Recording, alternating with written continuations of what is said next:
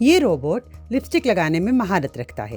ایک Brazilian company نے اسے ایسے معذور لوگوں کے لیے ڈیزائن کیا ہے جو یہ کام خود نہیں کر سکتے، اور اب اسے امریکہ میں الیکٹرانکس کے سب سے بڑے شو CES میں پیش کیا گیا ہے۔ CES 2025 لاس ویگس میں ان دنوں جاری ہے، اور یہاں گھریلو استعمال سے لے کر T V, computer, gaming, robotics, soft where اور ہارڈ ویئر غرض ہر شعبے کی جدید ترین مصنوعات کو نمائش کے لیے پیش کیا گیا ہے۔ ان خاتون کو دیکھیے، یہ میوزک نہیں سن رہی، اپنے کان صاف کر رہی ہیں۔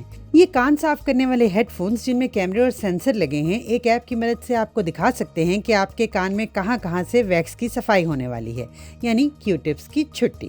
ادھر لینووو کمپنی نے ان لوگوں کے لیے ایکسپینڈیبل اسکرین والا لیپ ٹاپ بنا دیا ہے جو لیپ ٹاپ اسکرینز میں ویرائٹی چاہتے ہیں۔ اس کا اسکرین سائز 14 سے 16.7 انچ تک جا سکتا ہے، اور یہ سب آپ کے ہاتھ کے ایک اشارے سے ممکن ہے۔ یہ بی ہے۔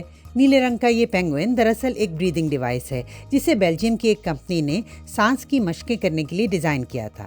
اب یہ بچوں کا پسندیدہ ساتھی ہے کیونکہ سانس کی یہ مشقیں بچوں کو ریلیکس اور کام کر کے جلدی سونے میں مدد دیتی ہیں۔ یہ اسمارٹ ہیلمٹ تو پاکستانیوں کے بہت کام کا ہے کیونکہ اسے چارج کرنے کی بھی ضرورت نہیں، یہ سولر سے چارج ہوگا اور آپ کو GPS کی ڈائریکشنز آپ کے کان میں سنائی دیں گی۔